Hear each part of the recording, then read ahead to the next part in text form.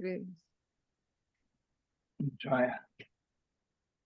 Então, agora, mais uma vez, oficialmente, aí, uma boa tarde a todos. Sejam bem-vindos aqui ao Casos de Descarbonização da Indústria no Brasil, né?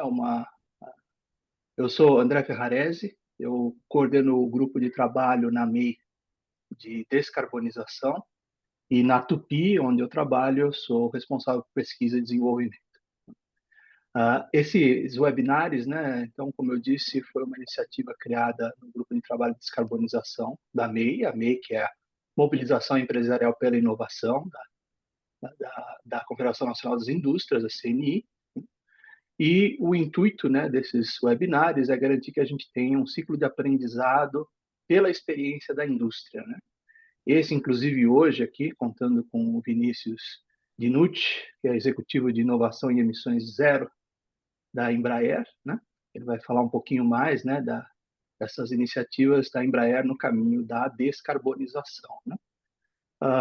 A ideia aqui do encontro é que a gente tenha um total de 1 hora, então normalmente a gente separa uma apresentação sem interrupção de meia hora e na sequência a gente abre aí o espaço para uma discussão com o nosso palestrante para debater um pouquinho mais, entender as nuances, os focos, né? E o intuito, como eu disse, é esse aprendizado mútuo pela experiência das diferentes empresas. Esse já é o nosso 5º encontro, né? Então já existem experiências de outras 4 empresas, que inclusive, então, como vocês viram no início da reunião, a reunião é gravada e um conteúdo disponibilizado no YouTube. Então, no YouTube, no canal da CNI, é possível procurar por cases de descarbonização e você encontra as outras 4 apresentações que contam com as empresas Stellantis, Tupi, Vale e Klabin. Então, sem mais passar aqui o tempo do Vinícius, passar para ele. Muito obrigado por aceitar o nosso convite, Vinícius, e compartilhar um pouco dessa experiência da Embraer. Fica à vontade agora para seguir com a sua apresentação. Muito obrigado, André. Boa tarde a todos. Queria agradecer pela oportunidade de vir falar para esse público, um assunto que é tão importante para as nossas empresas, né? Assunto que sempre está em voga.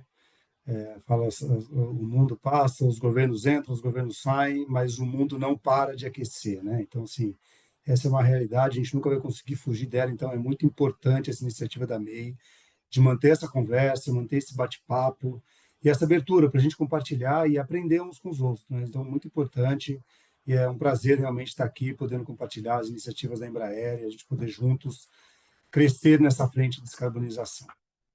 Então, eu vou me apresentar rapidamente aqui, antes de compartilhar o material. Eu sou Vinícius Dinucci, eu sou o executivo de inovação de zero emissões da Embraer. Então, eu estou nessa área há cerca de um ano e pouco, mas meu background vem de engenharia aqui da Embraer. Então, eu tenho mais de 20 anos de empresa, passei boa parte dessa carreira trabalhando na engenharia dos vários produtos da Embraer, então passei pelos jatos comerciais, pelos jatos executivos, e minha carreira de engenharia, eu encerrei ela na Embraer, na engenharia do KC390, que hoje está virando um sucesso no mercado, e recentemente tive a oportunidade de vir para cá. Passei um tempo na área de negócios da defesa, assim que a gente certificou o produto, e recentemente me juntei aqui, sou um apaixonado e entusiasta desse tema. É muito bom poder estar aqui compartilhando essa vivência com vocês desse um ano e todo o aprendizado que eu adquiri nesse tempo. Então, dito isso, eu vou compartilhar aqui o material. Me avise quando vocês estiverem vendo a minha tela. Salve aí. Sim. Tá no formato apresentação certinho, né? Certinho. Perfeito. Então, vamos dar início aqui. Como eu falei, eu sou o Head de Zero Emissions, e aqui a gente vai falar um pouco das iniciativas Embraer na descarbonização. Então, só dando um pouquinho de contexto, né, apresentando um pouco da empresa, é uma empresa bastante conhecida, mas nunca é demais a gente falar um pouco da história, né? Então, a Embraer completou 55 anos ano passado, estamos agora, acabamos de dar a festa aí do nosso aniversário de 56 anos, foi esse final de semana. Então, já temos uma longa história no desenvolvimento de aeronaves. É uma história bonita e cheia de conquistas e que nos levou hoje a sermos a terceira maior fabricante de aeronave no mundo. Então, a gente perde apenas para as duas gigantes, Boeing e Airbus, né? Mas perante as demais, aí nós somos em tamanho, somos maiores e com mais produtos, com maior portfólio. Nossa história começa lá em 69 com um sonho, né? Do Osiris Silva, à época, era um sonhador, uma pessoa realmente diferenciada. Eu tive o prazer de conhecê-lo aqui na Embraer, ainda na ativa, né? Ele participando de conselhos e tal. Então, uma pessoa espetacular. Começou lá em 69 com um sonho, e isso ele conseguiu traduzir esse sonho em realidade. Então, esse é realmente um dos motes da Embraer, né? A gente sonha alto e a gente corre atrás dos nossos sonhos, né? Então, essa é uma das grandes marcas da empresa. E aqui eu trago um pouco do que aconteceu, né? Então, na década de 70, a gente teve o primeiro lançamento de aeronave com Bandeirante. A década de 80 foi um salto tecnológico enorme, em muitas parcerias com o governo. Nessa época, a gente ainda era uma empresa estatal, então tínhamos um laço muito grande com o governo. Ainda temos na área militar, né, mas nessa época era praticamente 100% dos nossos desenvolvimentos eram financiados pelo governo. Em 94, mediante uma crise muito grande dentro não só da Embraer, mas da indústria como um todo, a gente vem com a privatização, né? É uma empresa que é privatizada, e daí para frente vem um crescimento muito grande com os RJs, né? Os 135, 145, que foram um sucesso de venda, mais de 1.000 aeronaves.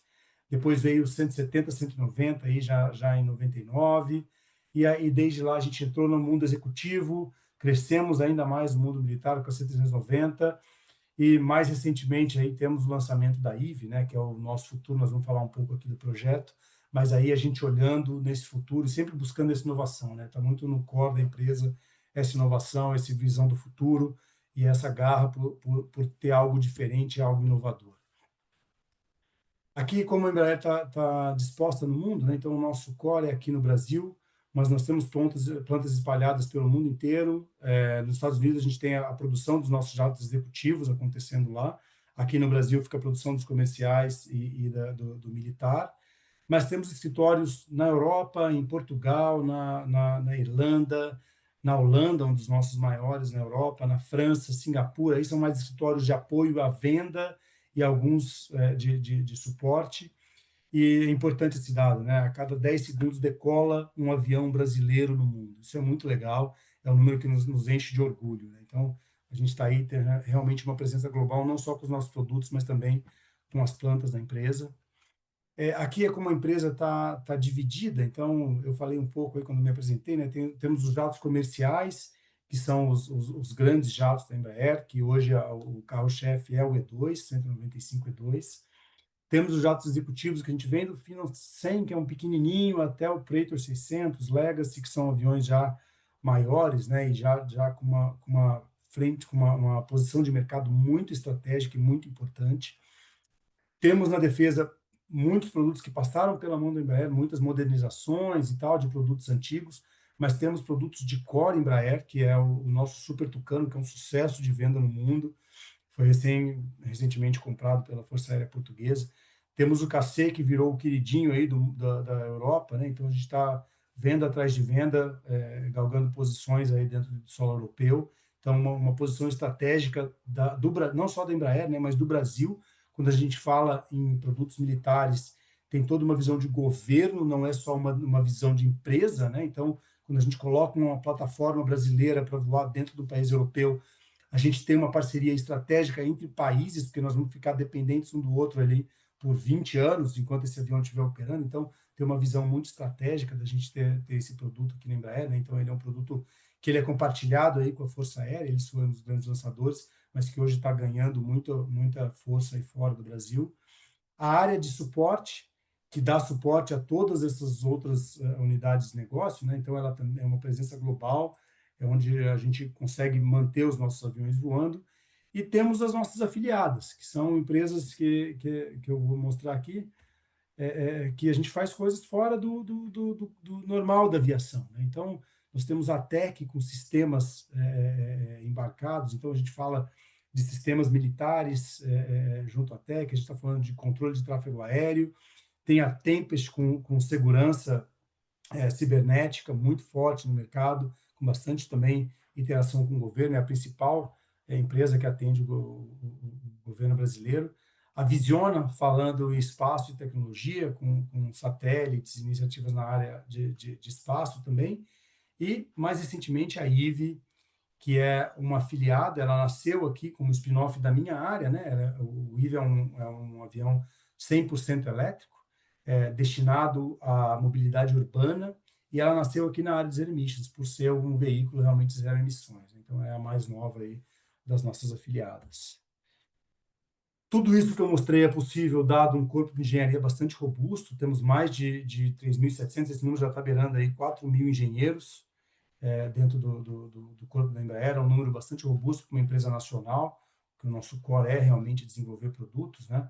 Desses 1.400 aí já com PhD, com Master Degree e tal, então uma mão de obra muito especializada, isso gerando mais de 800 patentes, esse número cresce dia a dia, todo dia a gente tem novidades de novas patentes sendo geradas, mas isso mostra a qualidade e a robustez da nossa engenharia, né? Em buscar inovação, em buscar coisas novas e soluções que atendam de maneira melhor os nossos clientes. Aqui, como a engenharia vem se preparando para o futuro, né? A Embraer começou, logo que eu entrei aqui, há coisa de 20 anos atrás, a gente começou a falar de Lean, e era muito focado em Lean Manufacturing, né? De trazer o modelo Toyota para dentro das nossas fábricas e conseguir ganhar em eficiência.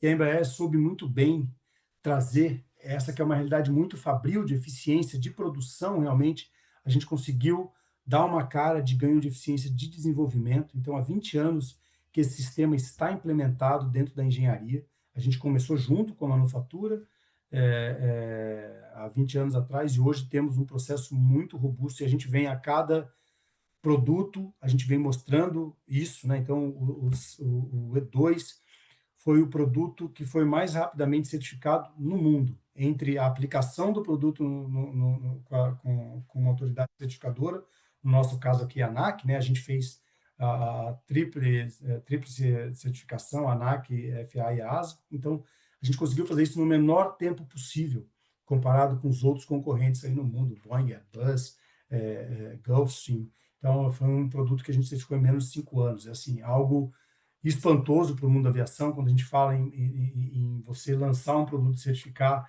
as empresas demoram 10, às vezes 15 anos, dependendo da complexidade, e a gente tem uma agilidade muito grande, até porque o nosso tamanho, né, nós somos muito menores que os grandes players aí, mas a gente consegue ter muita agilidade. Isso vem muito dessa filosofia Lean que a gente aplica aí há tanto tempo nos nossos processos.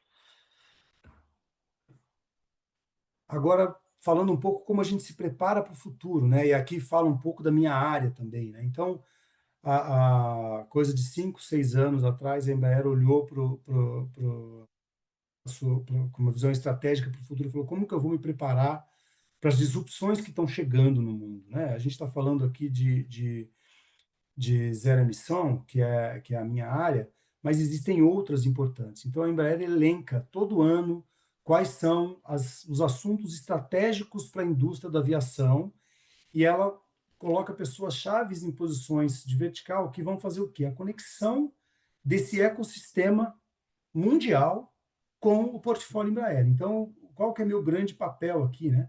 Eu estou imerso no ecossistema europeu, imerso no ecossistema americano, estou na China, estou em vários lugares do mundo conectado com o que vem sendo desenvolvido de mais novo e mais moderno em tecnologias que podem ser aplicadas em aviação, e eu trago isso e conecto com o nosso desenvolvimento de tecnologia na aviação, porque, por exemplo, eu pego uma bateria sendo produzida na China, para carro, eu tenho que dar toda uma cara de aviação para ela, tenho que dar um pedigree de aviação para ela. Então, eu conecto essas iniciativas que a gente identifica no mundo com o meu desenvolvimento tecnológico para conseguir desenvolver um produto e encaixar isso de alguma maneira num produto Embraer no futuro. Então, toda essa conexão com o ecossistema é feito via os verticais, tá? Então, esse é o grande papel e essa foi a visão da empresa 5 anos atrás de como conectar a empresa com o mundo. Senão cada um fica fechadinho no seu mundo aqui, né? Olhando para o seu problema e não esquece o que está acontecendo lá fora. Então, criou-se esse framework de inovação com os verticais e, posteriormente, veio a Embraer X, que é um apoio aos verticais, que está, sim, colocalizado, então tem escritório em vários locais do mundo, fazendo essas conexões e apoiando todo esse trabalho dos verticais. Aqui são os assuntos que hoje estão priorizados dentro desses verticais de inovação dentro da Embraer. O Zero Emission, visando aí a sustentabilidade. Voo autônomo, hoje a gente vê uma realidade já na indústria automotiva, né? A gente vê os Ubers lá nos Estados Unidos já sem motorista, a gente vê outras iniciativas ao redor do mundo de reduzir cada vez mais a necessidade de ter alguém no comando das máquinas, e isso também é aplicável para a aviação. Então, a gente está discutindo, tem um roadmap visando como lá no futuro nossos aviões vão ser mais autônomos. Não sei se algum dia chegaremos a ter um avião 100% autônomo, mas eventualmente tirando a necessidade do segundo piloto, tendo partes do voo mais críticas sendo comandadas pela máquina e não pelo homem. Então, tem uma série de discussões que acontecem na indústria, e a gente está imerso nessa discussão via esse vertical. Airframe Competitiveness, então aqui a gente traz discussões de novos materiais.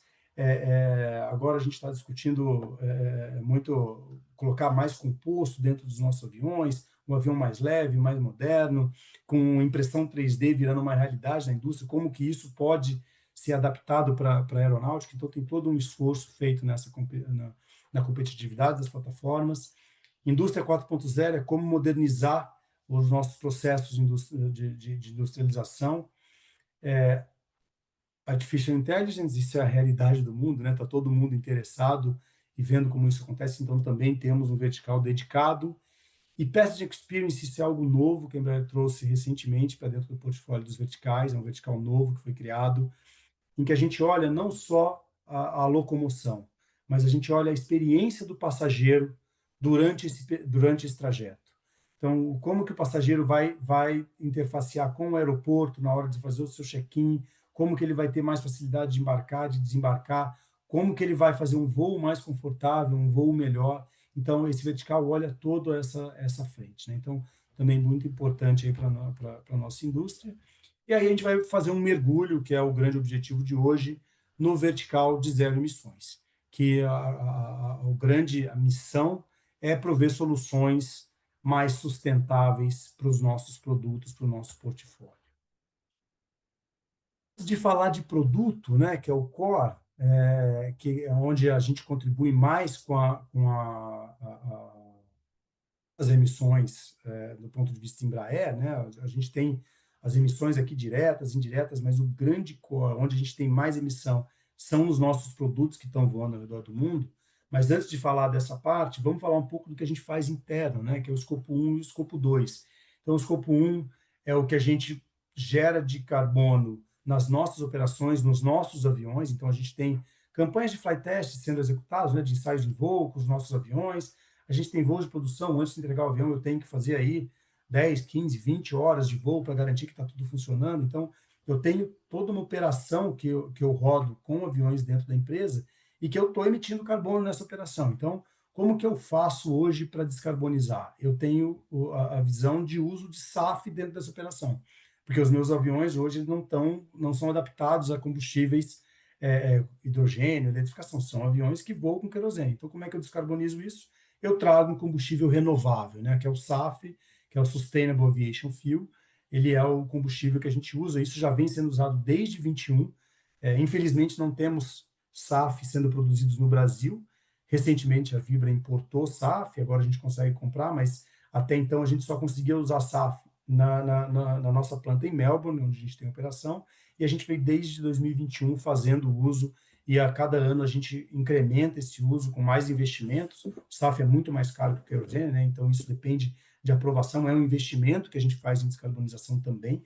Então isso, ano a ano, a gente vai lá e dá um passo, tentando aumentar cada vez mais o uso de SAF nas nossas operações, e a nossa meta é, em 2040, ter 25% de SAF sendo usado no total do combustível.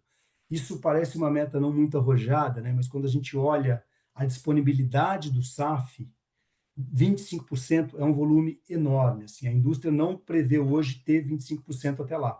Então, a indústria a escalada da produção de SAF ela é muito morosa, são de investimentos muito pesados. Então, essa meta, a gente vai ter dificuldade lá na frente, a gente já antevê essa dificuldade de conseguir ter o SAF disponível para o nosso uso. Então, essa é uma briga constante aí que a gente tem com a indústria para conseguir ter mais SAF disponível, não só aqui no Brasil, que é a nossa grande briga hoje, mas ao redor do mundo.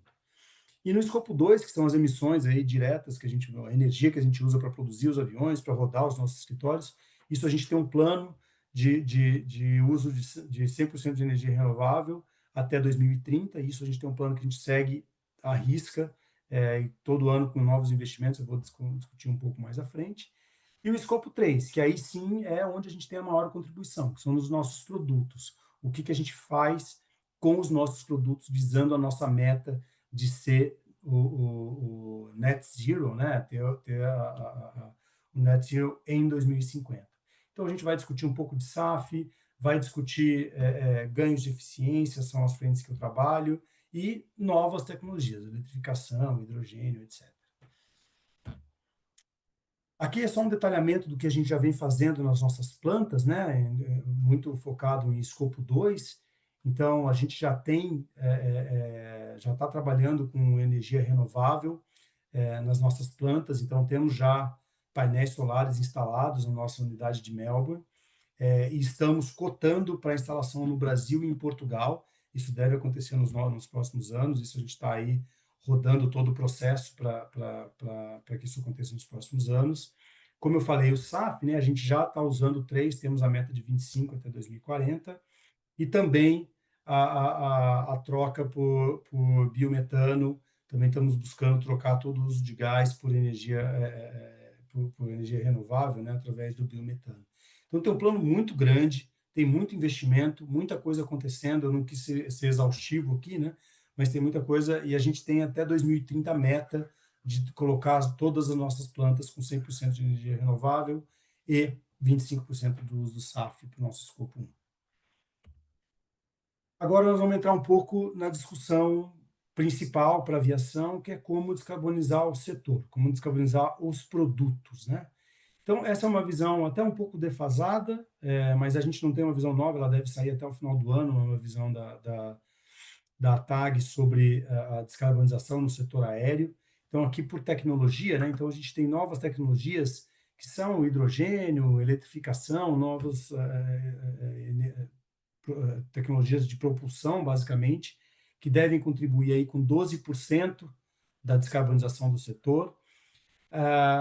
9% de ganho relacionados à operação. Então, hoje, a operação do avião, eu dependo ainda de ficar com o motor ligado em solo. Isso eu tenho uma missão que, enquanto a gente fica lá, aquelas 2 horas que atrasou o voo, eu fico rodando o motor e queimando combustível. Isso existem alternativas, eu tenho uma fonte elétrica ligada ao avião. Então, tem uma série de discussões que depende de investimento não da Embraer, dos OEMs, né, dos montadores de avião, mas sim dos aeroportos, que está sendo discutido. Como que a gente melhora a infraestrutura aeroportuária para ter uma operação mais eficiente.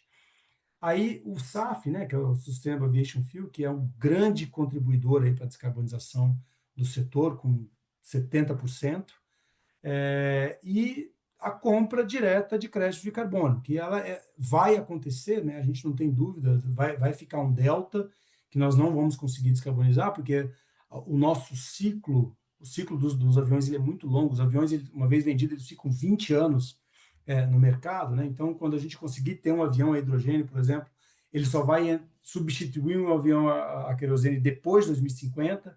Então, eu vou ter um restante aí que eu vou precisar contar com crédito de carbono, efetivamente. Aí estima-se hoje 8%, e essa visão, a pressão em cima desse crédito de carbono tem aumentado, e o esforço da indústria é para manter isso a maior parcela possível, né? E garantir a escalada do SAF e as novas tecnologias entrando o mais cedo possível.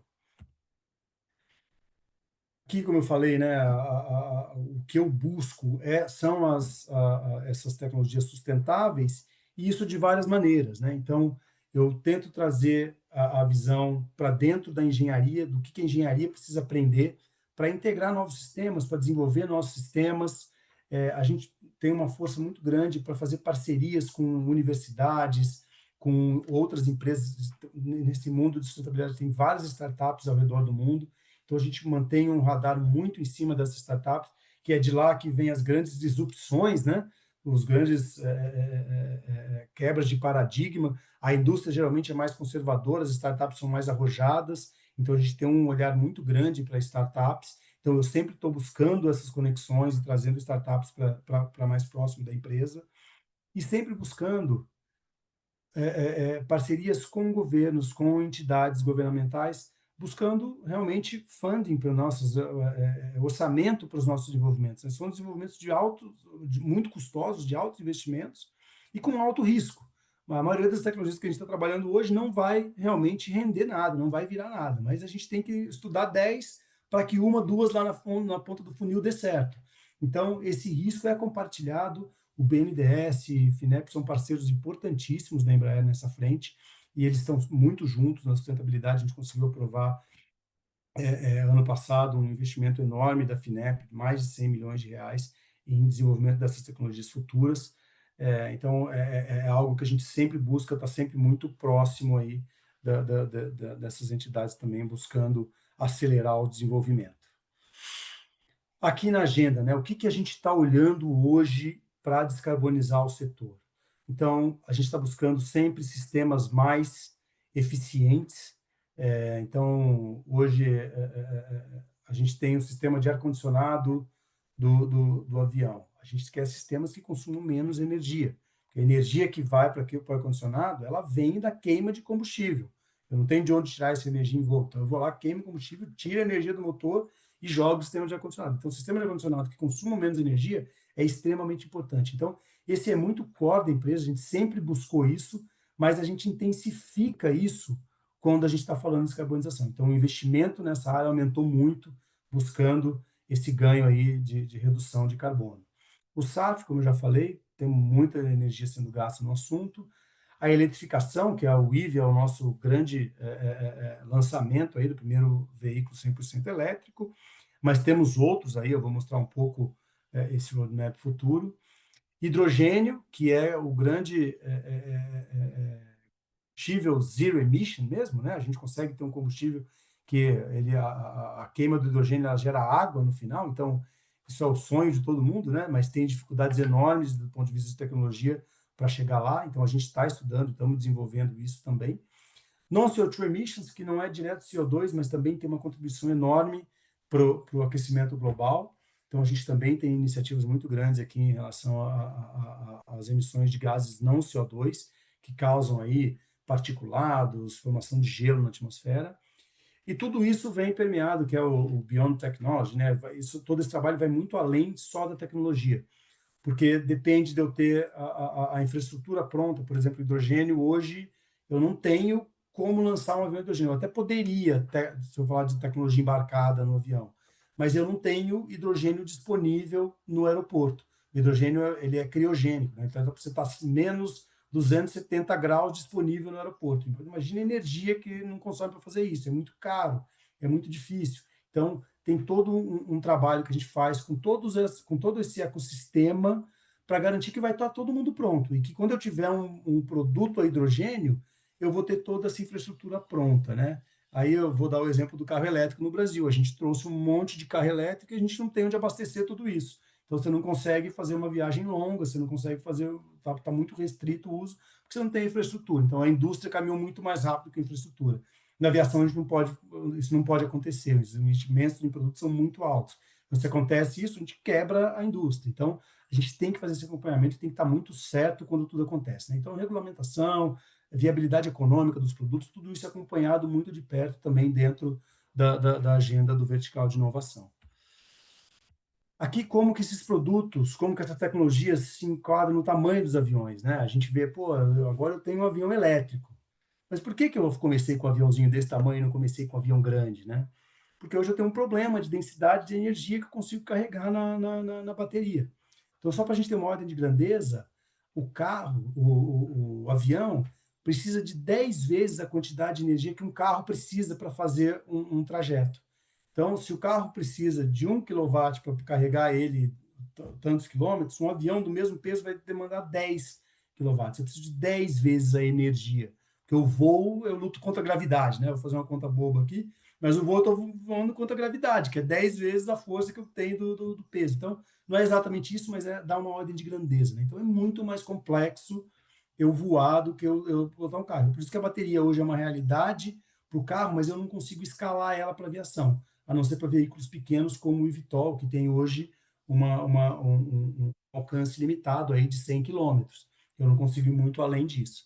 Então, esse é o grande dilema aí da aviação, né? Como que eu vou conseguir carregar toda a energia que eu preciso dentro do veículo para fazer as rotas grandes que eu preciso. Isso, para o veículo elétrico, ele me limita aí bem nesse começo, até os 20 passageiros, né? O Pax aqui é passageiro, então até 20 passageiros a Embraer entende que é viável a bateria na tecnologia de hoje. Claro que isso pode mudar amanhã e a gente tem uma disrupção e essa barra aumentar.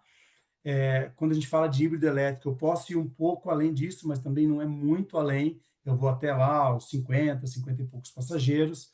Quando eu falo de hidrogênio, aí sim eu consigo ir um pouco maior, pegar um range um pouco maior. O hidrogênio ele é um combustível com bastante energia. Eu tenho um problema de volume, mas ele tem muita energia concentrada. E o SAF que cobre todo o range, né? Por que o SAF tem aquele papel importante que eu mostrei aqui, 70%? Porque ele pega toda a aviação. Então, todo avião que eu lançar vai poder usar SAF. Então, aí a importância do SAF dentro dessa visão. Então, isso traz um pouco assim, por que as coisas acontecem do jeito que a gente vê acontecendo. O elétrico é o pequenininho, o hidrogênio está mais para frente, porque tem infraestrutura, mas eu vou conseguir fazer aviões maiores. E o SAF é a aposta que todo mundo está fazendo aí para conseguir descarbonizar de maneira mais rápida, né? Aqui a história da Embraer de SAF, né? Então a gente teve o primeiro avião a combustível renovável certificado em 2005, que é um avião agrícola usado para pulverizar as lavouras aqui no Brasil. Então, muito antes da indústria começar a discutir descarbonização ou qualquer coisa, a Embraer foi lá e certificou o primeiro avião a etanol. O Brasil é pioneiro em combustíveis sustentáveis, né? A gente teve o Proálcool aí na década de 80, 90. Então, a gente começou muito antes do mundo a se preocupar com combustíveis renováveis, e isso a Embraer não é diferente. Começamos muito antes de todo mundo e temos um histórico aí. Já fizemos voos com combustíveis sustentáveis ao longo de todos esses anos, desde 2005, né? Aqui eu mostro alguns dos exemplos, e até 2030 a gente vai ter todos os nossos produtos certificados para usar SAF. Então, é como se a gente estivesse convertendo, né? A gente tinha antigamente, hoje a gente é flex, né? Antigamente a gente convertia os aviões para etanol. A gente está fazendo esse trabalho agora, olhando o que eu preciso fazer para converter os meus aviões a etanol. E no final eu vou ter um avião flex lá, eu vou ter um avião que eu vou poder voar com querosene, vou poder voar com SAF, com qualquer tipo de blend de combustível possível. Então, até 2030 a gente deve ter isso fechado, nossos produtos, os nossos produtos, desculpa. Eletrificação, aqui, como eu falei, a IVE é o nosso carro-chefe, né? É o começo de uma jornada. Eu geralmente falo, eu apresento a IVE assim, né? Ele é o primeiro veículo zero emissão da Embraer. Então, um passo importantíssimo. A Embraer foi muito arrojada nesse projeto. As grandes da aviação que se aventuraram, hoje todas já estão desacelerando, parando. A Embraer continua muito firme nessa jornada. O IVE deve ter o primeiro voo esse ano. A gente continua buscando certificação do primeiro produto em 2027 e com riscos não do lado do produto, como eu falei, né? A gente não tem hoje o IVE depende de eu ter uma infraestrutura aeroportuária, não é bem um aeroporto, né? Um V-port, né? Um V-porto que a gente chama, que ele é um da decolagem vertical, mas eu não tenho essa infraestrutura ainda pronta. Imagina eu decolar em cima de cima de um prédio lá na Faria Lima. É o nosso sonho. Mas eu preciso ter uma bancada de baterias em cima do prédio, que é algo grande, pesado. Então, eu tenho que discutir toda uma infraestrutura para que isso se torne realidade. Então, como que vai se dar? A gente está falando em entregar 1.000 aviões Tem, desses o por pessoal da ano. Capta lá. Como que isso vai se dar, Não, né? mas Como que ele vai deve se fazer um ficar? briefing para ele, né? Fazer o Tem alguém com o painel de LED. microfone aberto aí. Como que isso vai se dar? É Esse o monte Werner. de avião Isso. voando em cima das nossas cabeças aqui. Quem vai controlar isso? Então, todas essas regras estão sendo discutidas. A gente está avançando com o produto e o ecossistema está vindo atrás, né? Então, hoje a gente vê que o ecossistema está menos preparado do que a indústria para lançar o produto. Mas esse é o desafio. E nós estamos aqui discutindo com o mundo, com os aeroportos, com os grandes investidores de infraestrutura, como viabilizar e como fazer esse mercado realmente acontecer. Quando a gente olha o futuro, né, esse futuro elétrico, esse futuro hidrogênio, a Embraer tem o Família Energia, que é o nosso framework de trabalho. Então, o que a gente faz? A gente modela aviões com o que seria essa tecnologia do futuro. Então, eu pego uma tecnologia que eu acredito que em 2035 esteja pronta e falo, olha, se eu modelar esse avião dessa maneira com hidrogênio como combustível, como seria esse avião lá em 2035? E aí eu vou para o mercado e discuto isso com potenciais clientes. Falo, olha, esse é o avião, o custo da passagem desse avião lá na frente vai ser tanto. Como que o mercado enxerga esses novos produtos entrando? Então, a gente usa o Família Energia como nosso veículo para comunicar com o mercado. Então, a gente gasta aqui 2 anos desenvolvendo um modelo, um avião com uma nova tecnologia, que a gente acredita que vai ser a tecnologia do futuro, e aí a gente vai para o mercado e discute com clientes, com o aeroporto, com todo mundo que é envolvido, que é interessado, como que isso pode acontecer. Então, essa é uma maneira de muito sucesso que a gente entende que a gente faz o trabalho, porque a gente envolve todo mundo. A gente envolve o cliente, a gente envolve o operador, a gente envolve o aeroporto, chama todo mundo e fala, olha, esse vai ser o produto de 2035. Podemos lançar agora? Todo mundo vai estar feliz com esse produto lá? E aí a gente coleta os feedbacks, fala, olha, tá caro, não, né, nesse tamanho não dá, precisa ser maior. A gente coleta todas essas informações, volta para casa e continua esse assessment, esses estudos, né, para a gente garantir que uma vez que a gente tiver um produto desse, a gente já vai ter o cliente lançador, a gente vai o cliente final vai estar disposto a pagar aquele ticket. Então, a gente faz esse estudo, ele é um estudo muito vivo e muito interessante que a gente desenvolveu junto com os nossos parceiros aqui para desenvolver o futuro e para desenhar esse futuro da aviação. Dito isso, né, mostrando essas grandes iniciativas, aqui eu apresento o nosso roadmap, como que a gente enxerga a descarbonização dos produtos Embraer. Então, a gente já teve aí no passado algumas iniciativas, tem o Ipanema, um demonstrador elétrico que a gente fez, tivemos o Ipanema lá, etanol, no passado, né, ficou tão atrás que não deu nem para encaixar no gráfico aqui, mas a gente vai fizemos demonstrações de SAF nos nossos produtos, que foi onde a gente aprendeu o que precisa ser feito para a nossa certificação lá em 2030. Vamos ter o nosso veículo elétrico aí no meio do caminho, né, chegando aí nos próximos anos. E lá na frente, se tudo der certo, a gente vai ter um Família Energia entrando no nosso portfólio, que vai ser a nossa solução para o Net Zero. E como eu falei, ele é um conceito, ele ainda é um sonho Embraer, e esse sonho a gente tenta materializar ele nessas conversas, nessas interações que a gente tem com o mercado. Então, só fechando aqui minha apresentação, acho que eu estou dentro do tempo aí combinado, quais são os nossos grandes desafios, né? Então, o desafio do ponto de vista tecnológico, eu já falei alguns deles aqui, mas densidade de energia para esses produtos é chave. Quanto mais energia a gente conseguir carregar dentro de uma asa, com bateria, com hidrogênio, qualquer coisa que seja, melhor, mais competitivo o produto.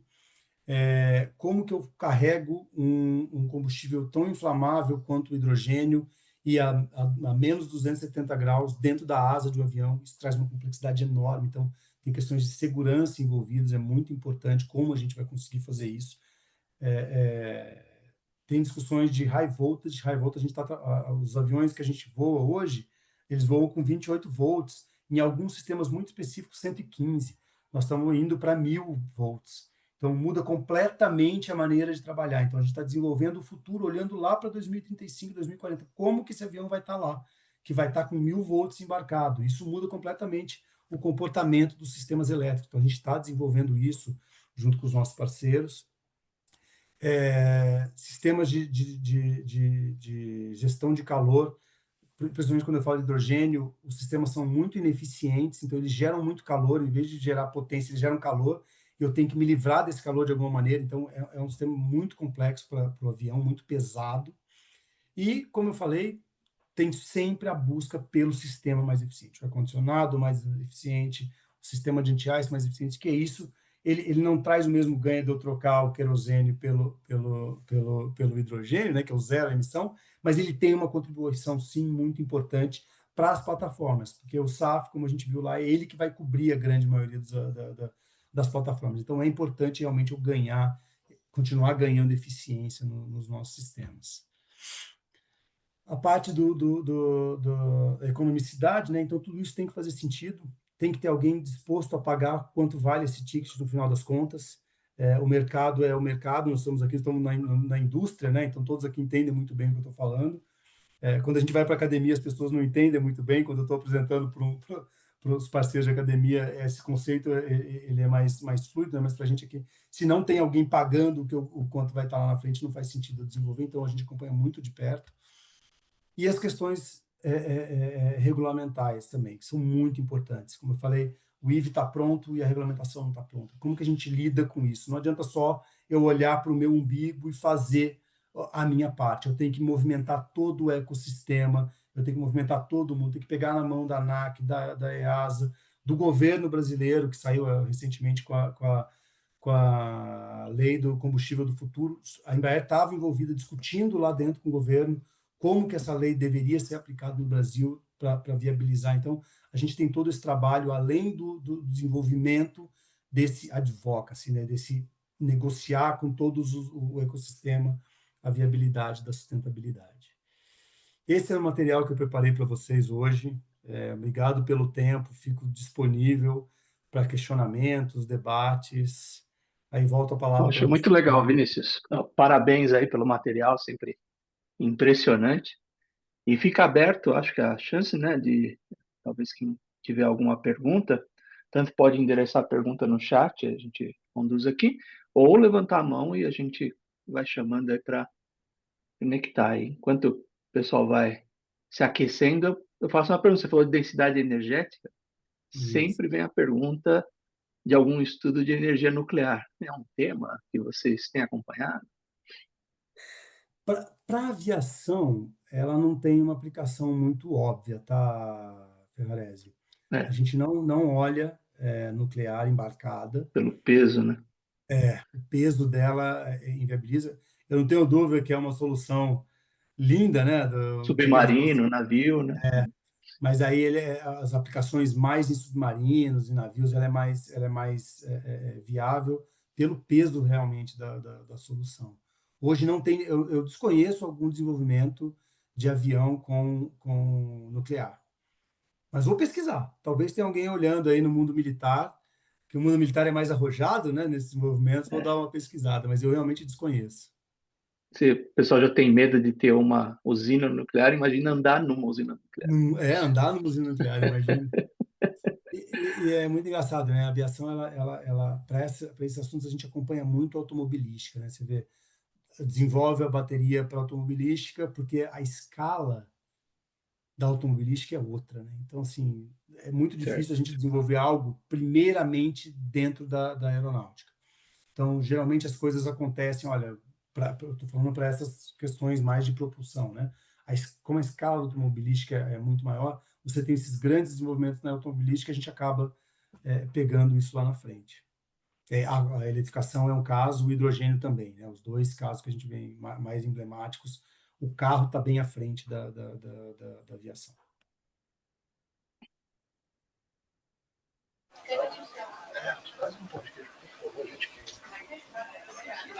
Simulete? Opa, boa tarde.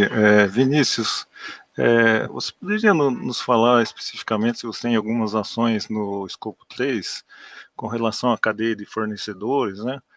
Também economia circular, eficiência energética, que também estão dentro desse tema, né? Vou falar são duas perguntas aí, né? Eu vou primeiro fazer um agradecimento aqui ao Ferrarese, que a gente tem uma parceria, porque a gente está discutindo, né, Ferrarese, não conseguimos tirar do papel ainda, que trata de economia circular, reciclagem de bateria, como vai se dar essa reciclagem da bateria do avião lá no futuro. Então, a gente estuda o assunto. A gente estudou no passado muito fortemente a reciclagem do alumínio. A do alumínio a gente não conseguiu comprovar a viabilidade econômica. É mais barato você extrair o alumínio do que você reciclar. Então, isso é até um pouco triste, né? Assim, a gente acaba não tendo um reuso de toda a carcaça do avião. Mas a gente está muito atento, porque isso pode mudar, né? Pode ter alguma tecnologia que tenha uma virada e que a gente consiga uma reciclagem mais barata, com menos resíduo e tal, e que a gente consiga fazer isso virar uma realidade. Mas, então, hoje a gente está na fase muito de estudo. A gente fala o Technical Readiness Level, né? A prontidão da tecnologia que a gente está estudando ainda não está para fazer uma aplicação em si. Mas a gente tem várias iniciativas, a parceria com a Tupi é uma, que a gente estuda aí reciclagem, uma reciclagem mais limpa, mais eficiente e tal. Então, temos sim, estamos atentos, tá? Quando a gente fala de cadeia de suprimentos, a gente está super conectado com a nossa cadeia de suprimentos. Então, assim, quando eu falo de sistemas mais eficientes, a Embraer nunca vai ser uma fabricante de motor. Então, eu dependo muito dos fabricantes de motores, aí eu falo GE, Pratt, Rolls, né, os grandes da indústria aeronáutica, para desenvolver novas tecnologias. Então, eu tenho conversas com eles semanais, com todos eles, onde a gente discute os roadmaps, discute o que vem pela frente, como que estão os desenvolvimentos, para a gente conectar com isso daí. Então, a nossa interface com a cadeia de suprimentos é imensa, é diária, a gente sempre está buscando essas soluções com a nossa cadeia, tá?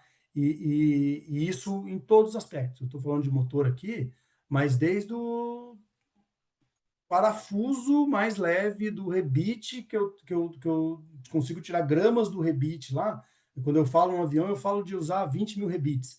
Então, se eu tiro um milésimo de grama de um rebite no final do avião, me dá um ganho enorme. Então, assim, a gente olha toda a cadeia e tenta fazer com que tudo isso caminhe. É interessante, eu tive numa feira na Alemanha ano passado, a gente conectou com o pessoal que faz conector. Quando o cara me procurou, eu falei, pô, mas não quero discutir conector, né? Estou discutindo motor a hidrogênio, não quero falar de conector. Aí quando eu entendi e trouxe para a realidade, era uma economia de peso que a gente coloca 2 passageiros a mais no avião. Então, assim, é um negócio super legal, assim, onde a gente não acha que estão os ganhos, é lá que a gente vê, né? Assim, um negócio fácil, que já está desenvolvido, então a gente estamos trazendo, estamos conectando. Então, a gente trabalha muito intensamente com a cadeia de fornecimento, porque é lá que estão as grandes soluções, né? É lá que a gente vai conseguir realmente buscar coisas novas que trazem grandes ganhos. Muito bom. Eu respondi sua pergunta, Simone.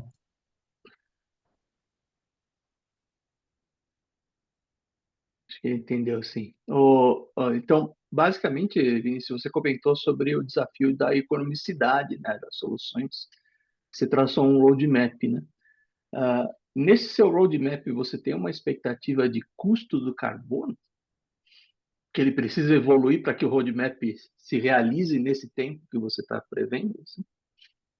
Você fala do crédito de carbono, né? Isso, porque, pelo menos as análises que a gente tem tido como caminho de dificuldade, é que algumas soluções, mesmo com ganho de escala e tudo mais, ainda tenham dificuldade de economia se não houver um sobrepreço sobre o uso do fóssil, dificilmente ganha viabilidade econômica ou o caminho dos combustíveis sustentáveis ou da eletrificação em determinadas aplicações. Né? Então, era entender um pouquinho se isso também faz sentido no seu cenário. Faz sentido, total sentido. Eu vou falar do SAF, que é o mais, que é o grande volume da aviação, né? O SAF hoje está sendo comercializado de 3 a 5 vezes o preço do querosene. Então, assim, é muito difícil. A Europa, esse ano, começou com a obrigatoriedade de uso de 2% de SAF. Então, os distribuidores, aqui no Brasil, a lei do combustível, a obrigatoriedade ficou em cima das companhias aéreas. Então, a TAM, a Gol, tem que garantir um uso de 1% a partir de 27. Na Europa é um pouco diferente, são os distribuidores, é como se fosse a Vibra, a Raizen, eles que têm que garantir o uso de 2% já em 2025, tá? E isso está sendo muito discutido na Europa, porque esse sobrepreço do SAF está pressionando muito o preço da passagem para o cliente final. A companhia aérea não vai morrer com essa conta. Então, assim, ela vai passar, e aí ela vai ter um impacto na demanda, vai ter um impacto na demanda, vai me afetar. Então, assim, a gente tem uma discussão na indústria como um todo, como resolver.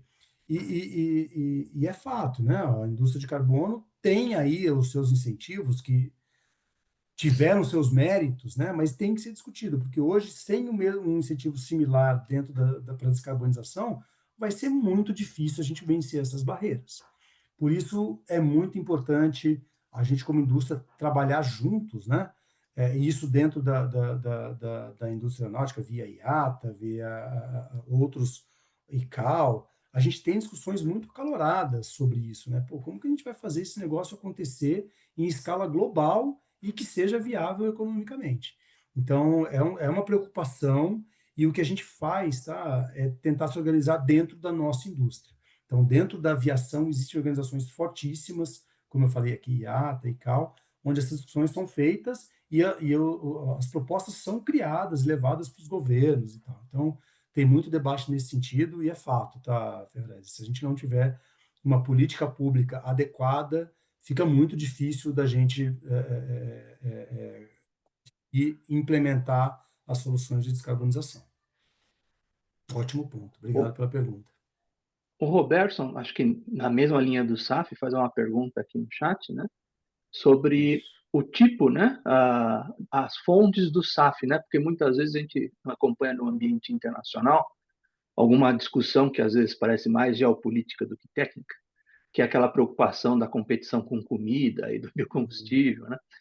Enquanto a gente entende aqui que existe um caminho importante, hoje bastante etanol produzido de milho, é um caminho forte, né? Até o Robertson chama a atenção disso.